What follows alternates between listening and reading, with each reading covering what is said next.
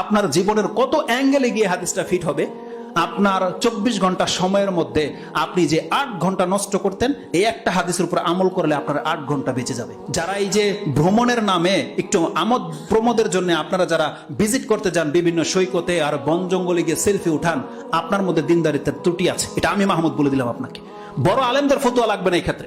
আপনি যত বড় ইমামদেরকে জিজ্ঞেস করেন, ইনশাল্লাহ তার কথার বিপরীত আমার কথা হবে না। নিঃসন্দেহে এটা কোনোদিন ইসলামিক থিওরি হতে পারে না। পদ্মা সেতু আপনার যদি কোনোদিন প্রয়োজন হয় আপনি যায়েন, কিন্তু আপনি ফ্যামিলিকে গাড়ি ভাড়া করে পদ্মা সেতু দেখতে যাইবেন আর আপনি বলতেছেন যে একটু মনোরঞ্জনের প্রয়োজন। আপনি ধর্মই বুঝেননি। এমন একটা নেতা বানিয়ে ফেলেছেন যে স্টেডিয়ামে বসে খেলা দেখবে, তার মানে এই জাতি অধপতনে যাবে, এত কোনো সন্দেহ নেই। এবার রাসূল সাল্লাল্লাহু আলাইহি ওয়াসাল্লাম বলছেন ওয়াদা মালাইসা ইয়ানিক, যেই কাজে তোমার জান্নাত তুমি পাবে না, নেকি নাই পরকালে, একটা নেকি নাই, এমন কোন কাজে তুমি লিপ্ত হয়েও না। ওয়াদা, ছেড়ে দাও সেই কাজকে সেই কথাকে ছেড়ে দাও। এতটা শুধু বলেছে রাসূল সাল্লাল্লাহু আলাইহি ওয়াসাল্লাম। আপনার জীবনের কত অ্যাঙ্গেলে গিয়ে হাদিসটা ফিট হবে। আপনার 24 ঘন্টা সময়ের মধ্যে আপনি যে 8 ঘন্টা নষ্ট করতেন, এই একটা হাদিসের উপর আমল করলে আপনার 8 ঘন্টা বেঁচে যাবে। আপনি দেখেন আপনি কত ঘন্টা নষ্ট করেন, কোথায় বসে আপনি কত ঘন্টা নষ্ট করেন। আরে আমাদের সালাফরা খাদ্যের ক্ষেত্রে আমরা ঘন্টার পর ঘন্টা লোকে বসে বসে খাই, তারা এত সময় খাদ্যের মধ্যে ব্যবহার করতো না। আর আজকে আমরা চায়ের হোটেলে বসে, আপনাদের নাকি সময় পাস হয় না। সুবহানাল্লাহ, সময় নাকি পাস হয় না।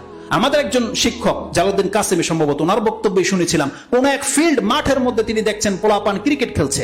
তিনি সকালে যাচ্ছেন, বিকালবেলা কোন একটা সেমিনার শেষ করে এসে দেখে ওই লোকগুলো তখনও ওই মাঠেই খেলাধুলা করতেছে। তিনি গাড়িটা থামিয়ে দিয়ে বলতেছে যে ওরা কি করে, বলতেছে ওরা টাইম পাস করে। তো তিনি বলতেছেন সুবহানাল্লাহ, ওদের কাছে এত টাইম যে ওরা টাইম খরচ করবে কোথায় জায়গা পায় না। আল্লাহ যদি আমাদের টাইমটাকে একটু বাড়িয়ে দিত। আমাদের টাইম হয় না আর আপনাদের টাইম শেষ হয় না।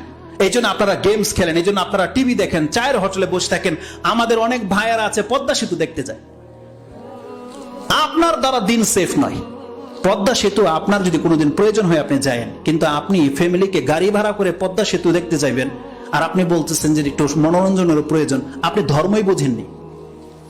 বিনা প্রয়োজনে ঘর থেকে বের হওয়াটা এটা রাসূল সাল্লাল্লাহু আলাইহি ওয়াসাল্লাম পছন্দ করেনি কখনো। যারা এই যে ভ্রমণের নামে একটু আমোদ প্রমোদের জন্য আপনারা যারা ভিজিট করতে যান বিভিন্ন সৈকতে আর বন জঙ্গলে গিয়ে সেলফি উঠান, আপনার মধ্যে দিনদারিত্বের ত্রুটি আছে। এটা আমি মাহমুদ বলে দিলাম আপনাকে। বড় আলেমদের ফতোয়া লাগবে না এই ক্ষেত্রে। আপনি যত বড় ইমামদেরকে জিজ্ঞেস করেন, ইনশাল্লাহ তার কথার বিপরীত আমার কথা হবে না। নিঃসন্দেহে এটা কোনোদিন ইসলামিক থিওরি হতে পারে না।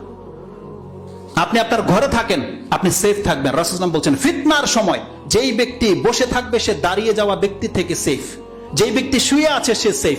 কালকে রাতের ঘটনাই আপনি স্মরণ করেন না কেন, যেই ব্যক্তি ঘরে শুয়েছিলেন সে পাপ থেকে বেঁচে গেছেন, যেই ব্যক্তি জেগেছিলেন তার দ্বারা পাপ হয়েছে। যে কোনো ক্ষেত্রে আপনি এটা ফিট করতে পারবেন। সুবহানাল্লাহ। তো দামালাইসা ইয়ানিক, আপনি ছেড়ে দেন যেটা আপনার সাথে সম্পর্ক নাই। আরে বাচ্চারা কি গেমস খেলে, আমরা শুনেছি বড়রা গেমস খেলে। আর সবচেয়ে বড় দুঃখজনক ব্যাপার হচ্ছে, যেই রাষ্ট্রের নায়ক স্টেডিয়ামে বসে খেলা দেখে, সেই জাতি কোনোদিন কল্যাণ পেতে পারে না। একটা রাষ্ট্রের নায়ক বোঝে না তার দায়িত্ব কি।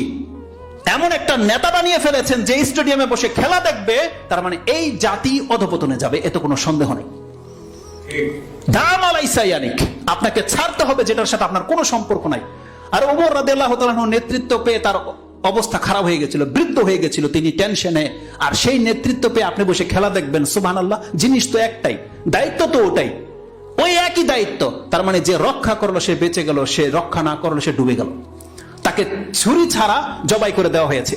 এই মর্মেও উক্তি রয়েছে ওমর রাদিয়াল্লাহু তাআলা, যাকে নেতৃত্ব দেওয়া হলো তাকে চাক্কু ছাড়াই জবাই করে দেওয়া হয়েছে। সে তার পরকাল ধ্বংস করেছে। আর যদি সে পরকালকে ঠিক রেখে চলতে চায়, তাহলে সেই ব্যক্তি কোনোদিন স্টেডিয়ামে বসে খেলা দেখার মতন ক্ষমতা তার নাই, পারে না সে। এটা একমাত্র নির্বুদ্ধি পারে। রাসূলুল্লাহ সাল্লাল্লাহু আলাইহি ওয়াসাল্লাম বলেছেন দা মালাইসা ইয়ানিক, তুমি সেটা ছাড়ো যেটা তোমার সাথে কোনো সম্পর্ক নাই। তোমার দিনের কোনো উন্নতি হবে না, চরিত্র কোনো উন্নত হবে না। এমন কোনো কাজে যদি তুমি বান্দা লিপ্ত হও, তুমি প্রকৃত অর্থে মুসলিম হইতে পারো নাই। এই কথাগুলো ছিল তাদের কাছে দ্বীনের বুনিয়াদ, মূল।